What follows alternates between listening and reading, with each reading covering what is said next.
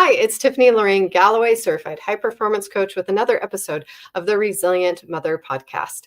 Today, we're going to be talking about resilient intuition and what that means for you and what that means for your kids, and maybe just how you let them keep it from a young baby into adulthood. Wouldn't that be great? Well, Natalie Lamb is here to tell us about it's your choice. It's your choice on how you do this, how you mother, and you can thrive and be resilient, and so can your children. Thank you, Natalie, for being here with me. Please tell us a little bit more about you. Thank you, Tiffany, for having me. I'm a life coach, relationship coach, and a grief coach. I'm also a parent educator for 27 years. So it's a lot of what I do is always been focused on children, and it's been focused on helping adults become the better adults we can be so that our children can be better. I really do have the philosophy that, if we just parent one generation extremely well, we have changed the whole course of how the world moves. And so my effort and plan has always been to help us as adults become better so that our children can live, I think, the life they deserve. I love that. And I do think that takes some resilience. And with that, what does resilience mean to you? So resilience to me really means that you can stand honestly, right? Honestly assess what is going on. And then from there, one, find where you fit, right? I think sometimes we look at everything around us instead of looking at just ourselves.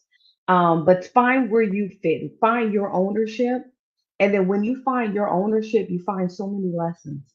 And then with those lessons, you stand firm on how to move forward with if we have fails, right? Because that comes with it, but we know how to move and we stay committed to our foundation, right? Our purpose, our beliefs, our character, right? Our integrity. I think all those things are so important to carry with you and to help our children be able to see and be able to define. So, how do we do that from when they're very little and they're just intuitive, they're free, they're curious, they're excited about life, they fall down, they get back up, nothing stops them? How do we give them that? Yeah, you know what? I really believe, and I did this with my girls. One is 18, one is 15 now. And since they were little, I always try to help them honor the intuition within them. So if it is us in an outside space, and I'm talking like two, right? When they first started speaking and everything, I used to, when we go out, ask them, you know, how do you feel? Right? When we come back home, does anything feel off? Did anything feel weird? Did anybody make you feel unsafe? I wanted them to be aware of what's going on around them, right?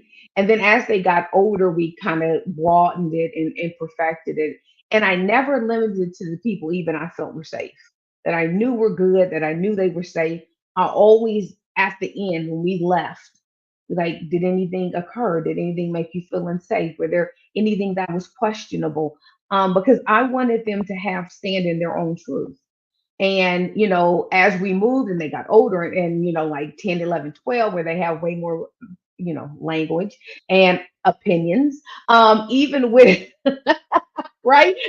Even with my friends, or like if I had a party or whatever, it was me always asking them that as well. Like, are these people feeling safe for you? Because they may feel safe for me, but if they're not safe for you, then that's what I will honor for you, right?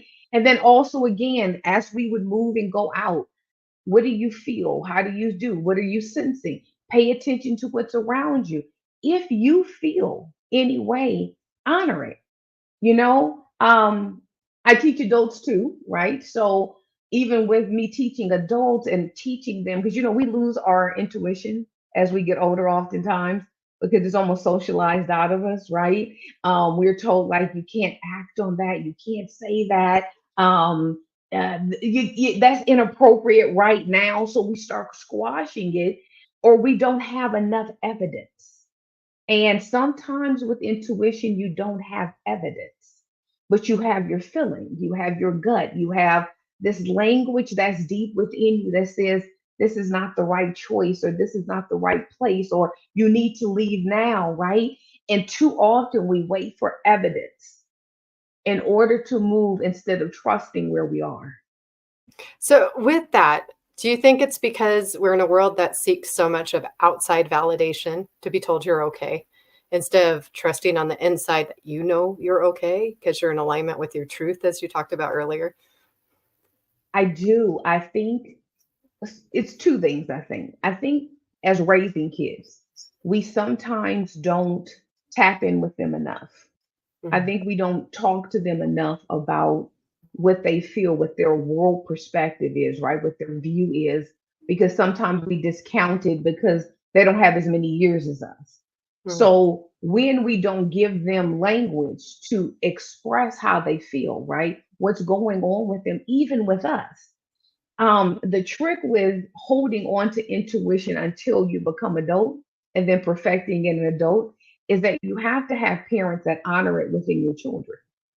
So you have to be willing to be wrong sometimes. You have to be willing to say how you feel is valid, even if I don't see it that way, right? When I was growing up, I was gifted this from my mom. There were people, there were places, there were things I just did not want to be a part of.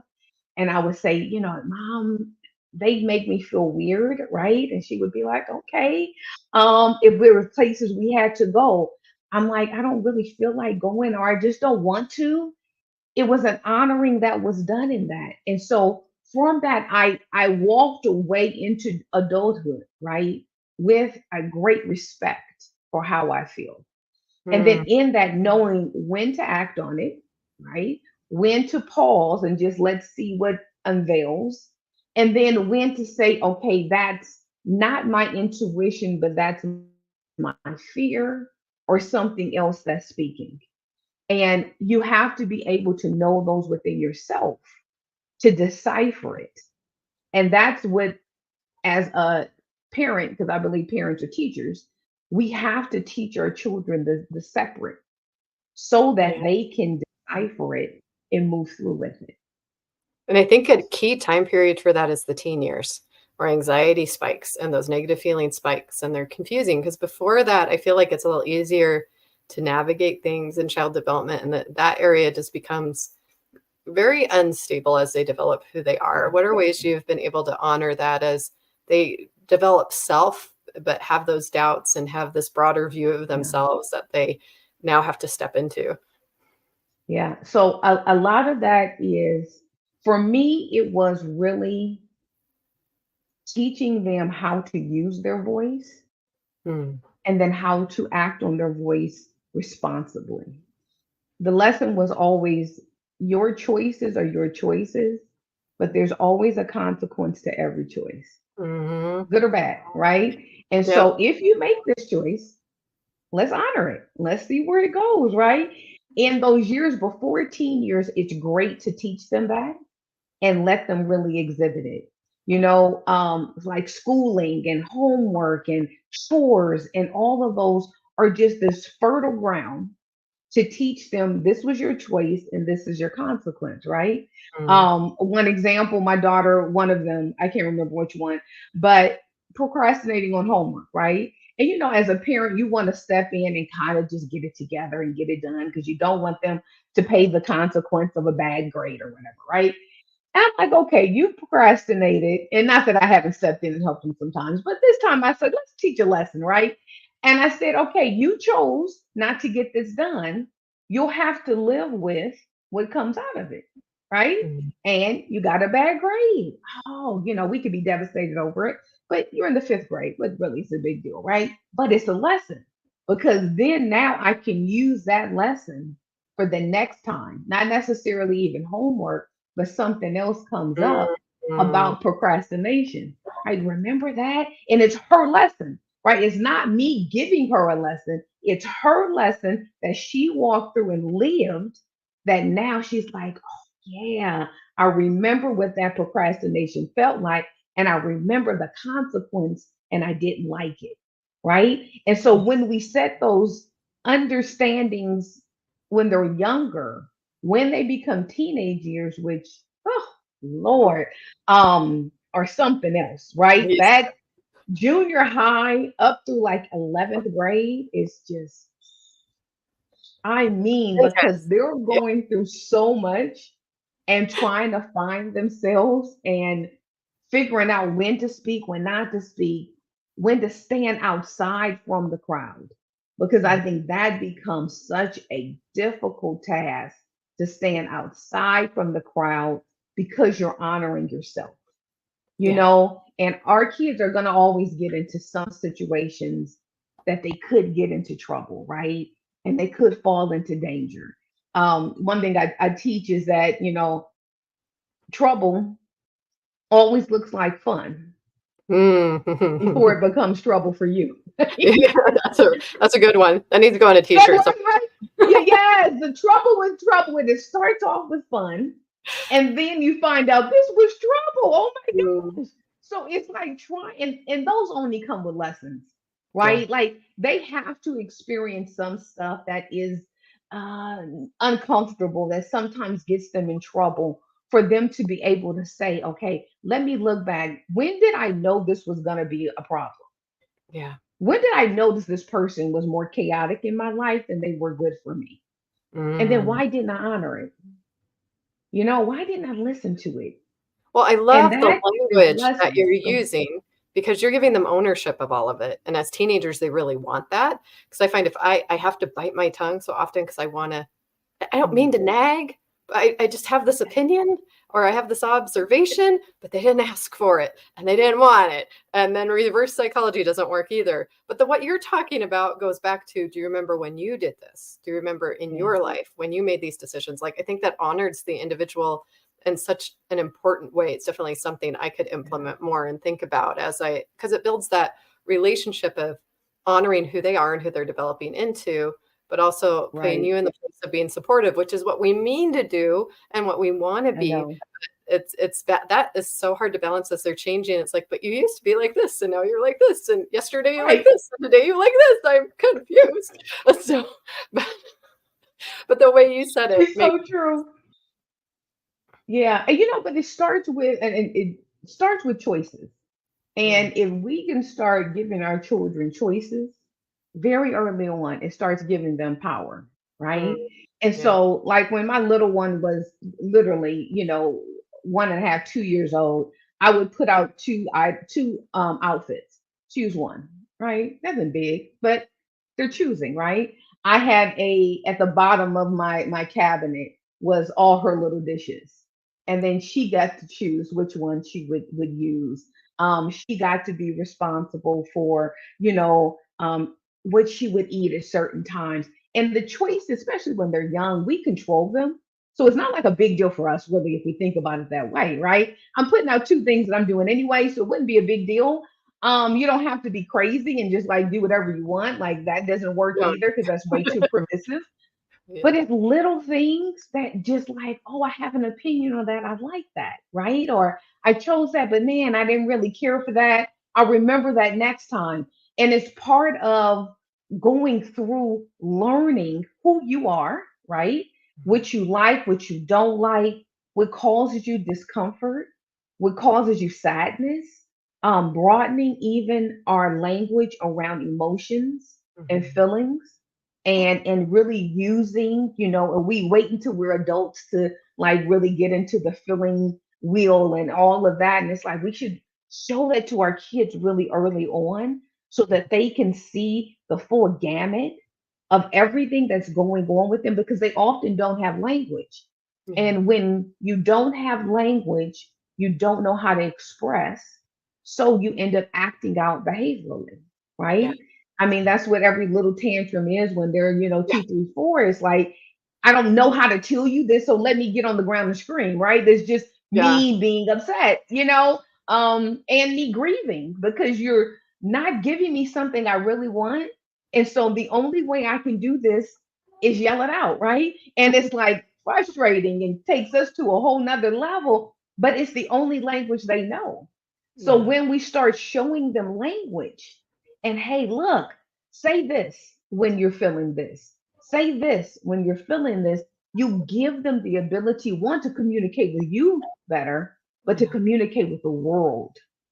And I And think that's that's what true they from need. even a baby. I think people underestimate everything you feed into a baby, even while they're in your womb.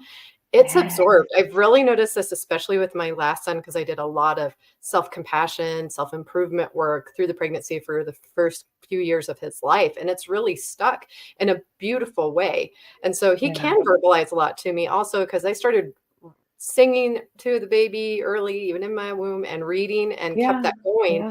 And all my children love to read and have read at least a little bit early. One of them was more into motor Hmm. skills kind of thing. They're all different, right? But I think part of giving that language is reading. And some of it can be reading about emotions, reading about Yeah. intuition, and programs that also enforce that. My one daughter, who's really intuitive with her emotions, really grew up loving Daniel Tiger's Neighborhood, which is all about emotional regulation. And like she's our like go-to calm, peaceful one in the house. Like if we need the peacemaker, she comes in. And I'm like, I think you picked some Uh-huh. from that particular show, and the things that she's Yeah. attracted to that I've honored. That's just who she is and her personality. And I'm glad to see that coming through as she gets older.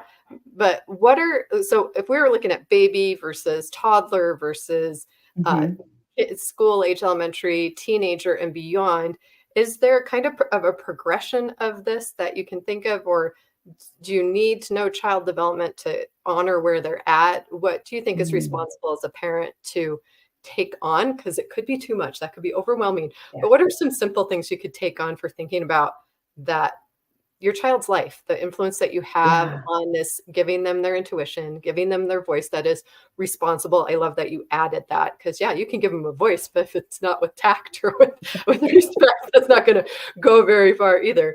So I'm just kind of curious that whole gamut. Yeah. So I think in the womb, we do set the stage because they know they hear us, right? Our heartbeat is their rhythm. It is what keeps them calm and smooth and all of that. Once they're born, I think you use a lot of language when you're dealing with them. I think it's, hey, I'm changing your diaper now, or do you want this? Or it's putting language to the actions. And Hmm. so my sisters used to crack up with me. They were like, "You talk to your kids like they're adults," because I always had this dialogue with them. The half so they probably could not understand. They could understand the tone, right? They can understand all of that. So all of that gets embedded in them. But it is giving them that space where you really are a full person. And Hmm. because you're a full person, I have to honor that no matter how tiny you are. So Ah. it's, knowing that it's okay to cry, it's okay to be uncomfortable. Once Hmm. they get, 6, 7 months and you start noticing that there's some people they don't want to be with, and there's some people that they don't want to hold them or touch them, it's honoring that, right? Hmm. I never made my girls be held by anyone they didn't eat, family members. No, not now. Like you come and convince them that you're worthy to hold them, Ooh. right? Hmm. Because Yeah. and it's uncomfortable sometimes with family because it's like I'm their grandmother or I'm their auntie, I'm whatever. Like I have this almost stake in this kid, and you do, but they also get to choose. So it's in that choosing that you give them that. And it's like, well, why did you pull back? Right? Why were you uncomfortable? Those are conversations you have afterwards once they get language, right? But it is from that you carry that throughout. And then when they start getting too much language, and they start saying things that you're like, oh, I know. Did I you got one of say those. that? I got two of them. And so Ah. it's honoring it and it's covering for them.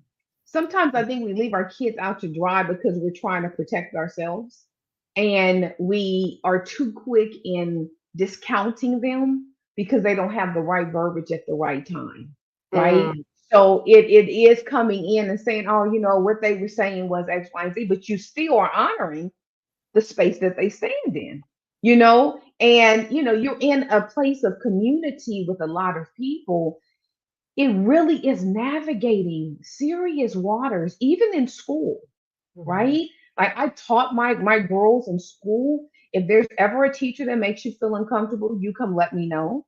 I also made sure I spoke to every teacher ahead of time, This is me. This is who I am. This is kind of what I'm about. Here's my number. I honor my kids, right? So we move in that space. I did it with every principal of new school I went to. I went and had a conference. This is what I'm about. This is what I expect. This is how I want things to be handled. And you make this rapport, right? But I let my kids know I'm doing that. Listen, they know who I am. If there's a problem, you feel free to come to me and we will have this discussion and we will work this out together. But it's me showing them advocacy because a lot of intuition is you then have to advocate for yourself afterwards, Yes. right? So I'm feeling this way, but I don't really know where to put it. So I have to be able to advocate for myself and say, well, this doesn't work for me. This is not good for me, right? And of course, we want them to do it with their peers, but we Mm. also want them to have an ability to do with authority. Yeah. Because what we know is that children are always in a weaker place. So, especially when it comes to authority. And sometimes horrible things happen to children because authority is over them. So it Mm. is also telling children at all times, you always get to protect yourself. Mm. You always get to honor you no matter what. And I will be there as your backup defense no matter what and no matter who, because who is as important, right? And Yes. so I also teach parent about child sexual abuse prevention, and I have like three different seminars I do with that. And one thing I always tell my parents, because intuition is such a big part of that, Oh, yeah. right? It's such a big part of our kids. One, knowing when they feel uneasy at the first stop, they're able to tell me. They're able to say, I don't care for them. I don't like this, no matter who they are. So it Yes. was when they were two, three, four up until, okay, I don't care who it is, and I Mm. named the people who I knew were safest because if you know that you can tell me about them, then you can tell me about anybody, right? So Mhm. it was, hey, if it's your dad, if he does something that's wrong, you tell him. If I do Yeah. something that you don't like, you tell your dad because he's gonna protect you too. And then I list the main adults in their lives, them too. If Yeah. at any time they do something, you come tell me and we can work this out, right? Yeah. We have to, if we want to honor intuition and them to walk it in their adulthood, we have to cultivate it now.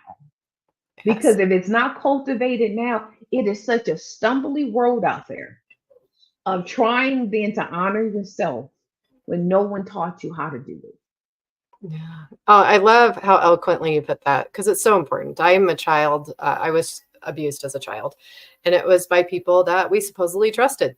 And I actually found out later that I thought the abuse stopped with me, and it actually went on with the same person Mhm. because they thought Mhm. they had stopped it, but they hadn't. But these Right. conversations were not comfortable. Those Yeah. conversations of who do you trust, how do you feel, were not open. That was not something talked about. Once it happened, nobody talked about it again, which was such a Mhm. disservice because then it allowed it to perpetuate. And it's often Yeah. someone a child knows. And that's Yes. exactly what you're saying is it's usually a family member, it's a friend, and they can be people that are prominent in the community, have Mhm. positions in your church, in your organizations. It, Absolutely. so it's important to always be checking, am I safe with this person? And to give them that Yeah. time to talk. Always. It's so important. But at the same time, to Yeah. also have the opposite of who can I trust? If I got Oh lost, yeah. who is the person I can trust? Who's What gonna does my call? gut Yeah. tell me to go to? That's just as important as who not to trust as who to trust. And that Absolutely. dialogue is that dialogue within themselves then too of how do I feel? I think you hit so many Yeah. key important points for any parent that they can easily apply. I'm so honored that you came on and were able to share this conversation with us. Do you have any examples of either clients that you've worked with or in your own life where someone really came out with having a resilient intuition from the work Mm, that they've done with you? mm. I will say this, and I emphasize intuition so much with all of my clients because I feel like it is our little whispers from God to Mm, tell us where to go, where not to go, when to move, when not to move, right?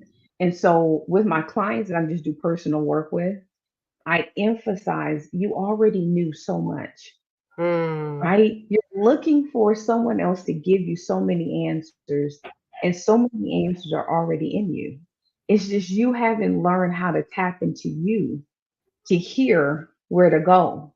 So think of me as like your microphone. It's already being said, it's just too quiet. So I'm allowing you to say it out loud, to figure yourself out, to trust yourself yeah. in your movements, right? And even when we make the wrong move, that's okay too. Is one owning it, right? Mhm.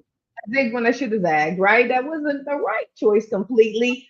But now, what did I get from it, and how do I move in a different way without me having to beat myself up? Because Mm, a lot of times with intuition, when it's not honored, the way we're talking about doing it with your children and growing them up into it, when I'm trying to figure it out as an adult, my ear is not as attuned yeah. to what my true intuition is.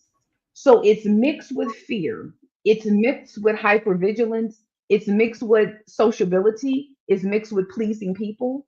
And so I have all these other voices yelling too.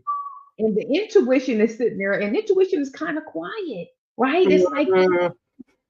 that doesn't scream and yell. But all of these other things are so loud Yeah. that I have to learn when to mute them so that I can hear the intuition of myself louder. And Yeah. when I'm able to move through that, and that's why the beauty of pause is such Mhm. an amazing thing to capture, especially when you know you have to make decisions, is just to sit still for a moment and quiet all the other noise and tune into yourself, right? Yeah. And really find where you want to be aligned with so that when you make the next move, if it's good or not, you say, I did everything I knew how to do.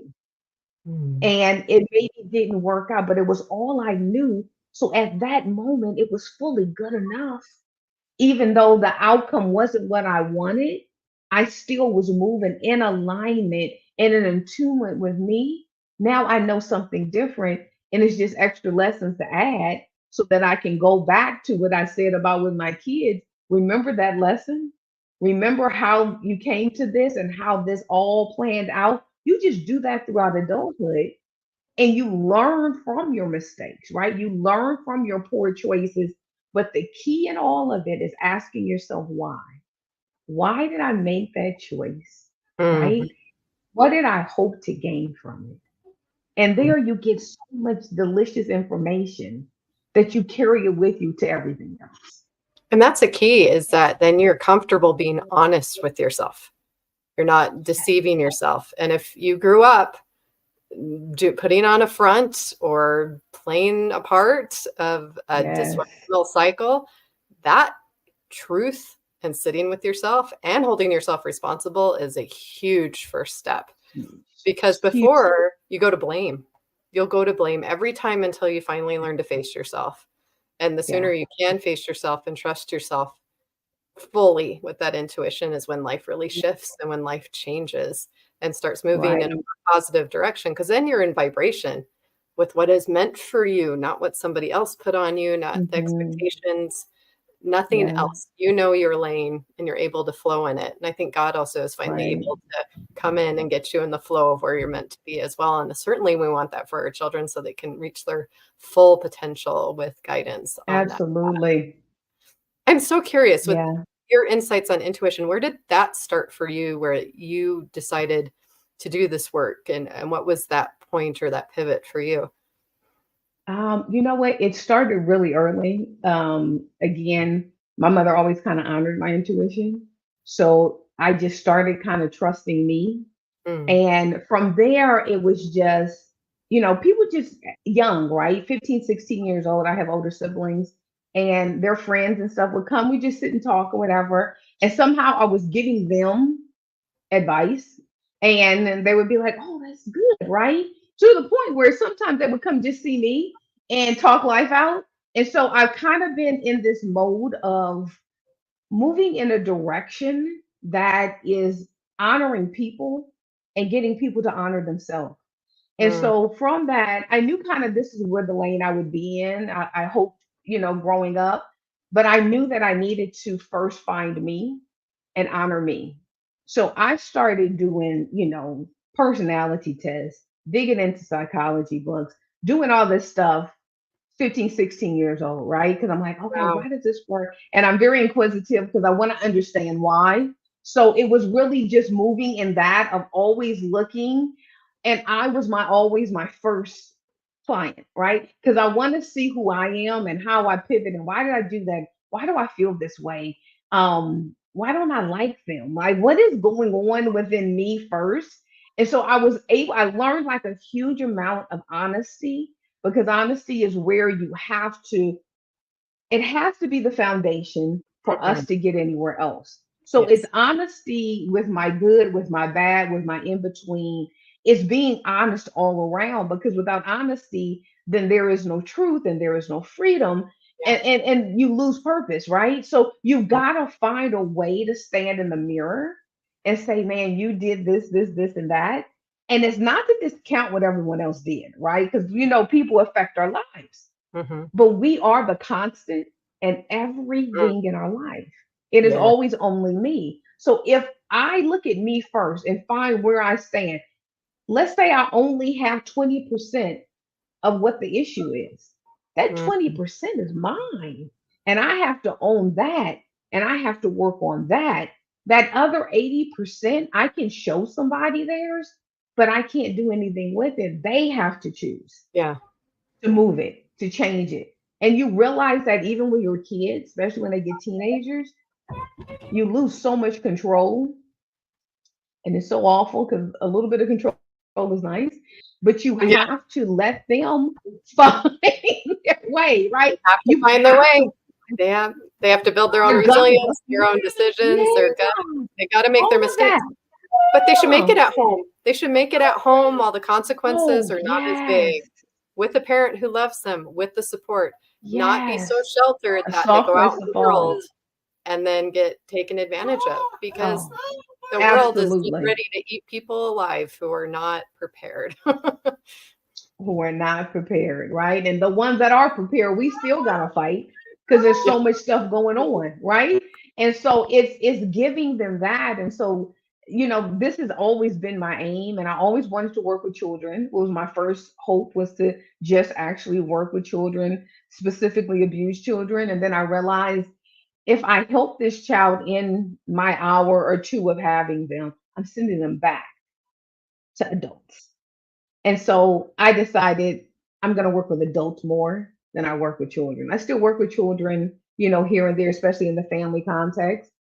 But with adults, I have to change us if we're going to ever make the world better for our babies. And that Absolutely. has been like my focus. Yeah. Amen. I love that so much. Such a perfect fit for the Resilient Mother podcast. We want to support mothers and give them resources and ideas so that they can be Yes. the best mother that they want to be, no matter what circumstances they may face, whether they have a child with disabilities or have a child that's abused or they Yes. were abused themselves, trauma, whatever. We've had it all on here and on purpose. We're inclusive here Yeah. to support everyone because mothers rock the cradle. They are the foundation Mm. of society. We are raising the Absolutely. next generation, and we need to support them in every way that we possibly can. So thank you for being a part of that today, Natalie. I'm so wonder Thank you I for love this inviting me. conversation. I hope this served you, audience. Thank you for being here and listening Absolutely. today. Any links that you would like to interact with Natalie or you can find her will be here below. Feel free to look at those and you can work with her to do this work yourself to get more in tune with your resilient intuition and to bring that into your household so that everyone can thrive at a level where they reach their full potential. All right, God bless. I believe in you, believe in yourself, and we'll see you next time.